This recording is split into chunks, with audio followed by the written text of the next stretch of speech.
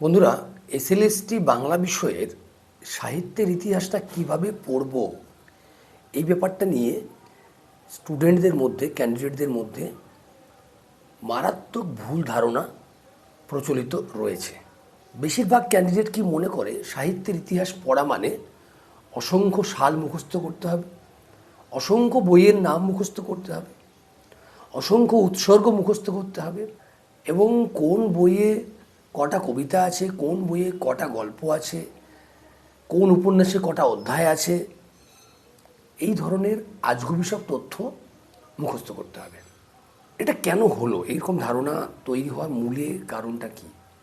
এই ধারণা তৈরি হওয়ার প্রধান কারণ হচ্ছে এখনকার দিনের কলেজ ইউনিভার্সিটির পড়াশুনোর নোট নির্ভরতা, অগভীর পড়াশুনোর একটা কালচার। টেক্সট পড়বো না, মূল আকর গ্রন্থ পড়বো না, স্যারের দেওয়া নোটস পড়ে অনার্স মাস্টার ডিগ্রি উতরে যাব, এটা একটা কারণ।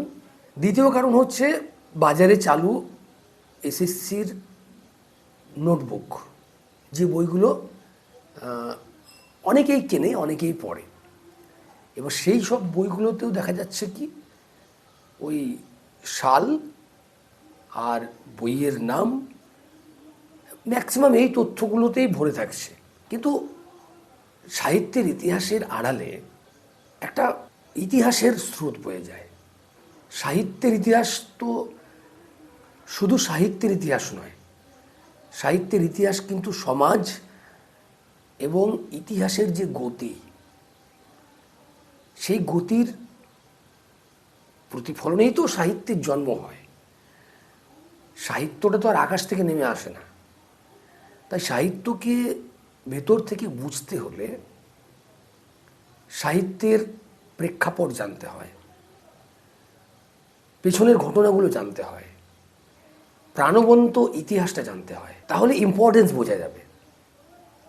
এবার ধরো তারাশঙ্কর বন্দ্যোপাধ্যায়ের অজস্র উপন্যাস, এই অজস্র উপন্যাসের মধ্যে সবকটাই কি আর তারাশঙ্কর বন্দ্যোপাধ্যায় খুব গুরুত্ব দিয়ে লিখেছেন, বা খুবই কি সবগুলোই সমান ভালো হয়েছে?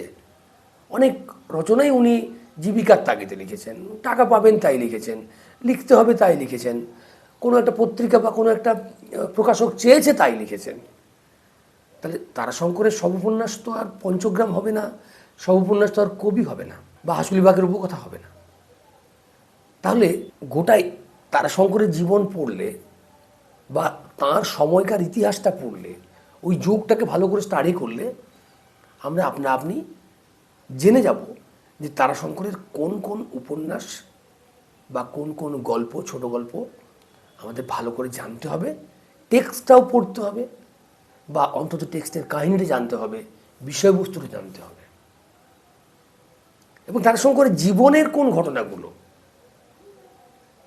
আমাদের জানা থাকতে হবে।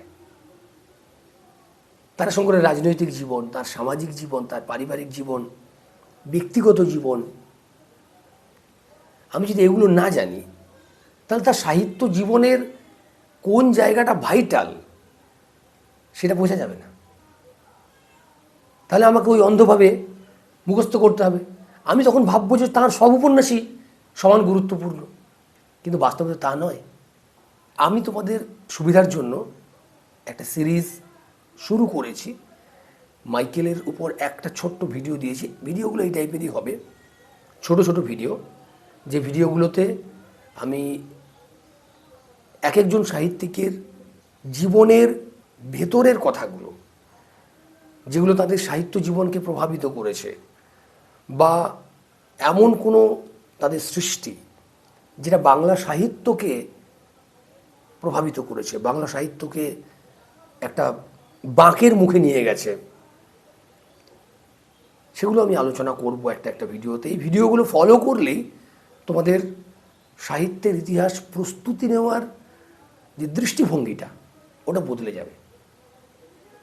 আমি কিন্তু বলছি না যে পরিশ্রম কম আছে, পরিশ্রম প্রচুর আছে, পড়তে প্রচুর হবে, কিন্তু আমি প্রচুর পড়ব অথচ আমার কাজে লাগবে না। আমি 70টা বই মুখস্থ করব, তার সাল মুখস্থ করব, কিন্তু আমি জানবো না কোনটা পড়তে পারে, কোনটা পরীক্ষার জন্য গুরুত্বপূর্ণ আর কোনটা গুরুত্বপূর্ণ নয়। তাহলে কি হয়? তাহলে পরিশ্রমটা তো বেগার হয়ে যায় না, অযথা খাটুনি হয়ে যায়। তাই সাহিত্যের ইতিহাস পড়তে বসে যে পরিশ্রমটা তুমি দেবে সেটা যাতে তোমার মানে বেগার পরিশ্রম না হয়ে যায়, মিছিমিছি খাটুনি না হয়ে যায়, সেটা বোঝার জন্য এই সিরিজটাকে আমার ফলো করো। চ্যানেলটাকে সাবস্ক্রাইব করে রাখো, আমার টেলিগ্রাম চ্যানেলটাকে সাবস্ক্রাইব করে রাখো। ওখানে হয়তো অনেক নাটশেল আকারে, ছোট আকারে আমি এই ভিডিওগুলোর যে বক্তব্য সেটাও দিয়ে দেবো পিডিএফ করে। টেলিগ্রাম চ্যানেলের লিঙ্কটা আমার ডেসক্রিপশনে দেওয়া থাকলো। আর এমনি ইউটিউব চ্যানেলটা সাবস্ক্রাইব করে রাখো যাতে নোটিফিকেশান পাও, তাই বেল নোটিফিকেশানটা অন করে রাখবে। আর কি বলবো, নেক্সট ভিডিওতে দেখা হচ্ছে। ঠিক আছে।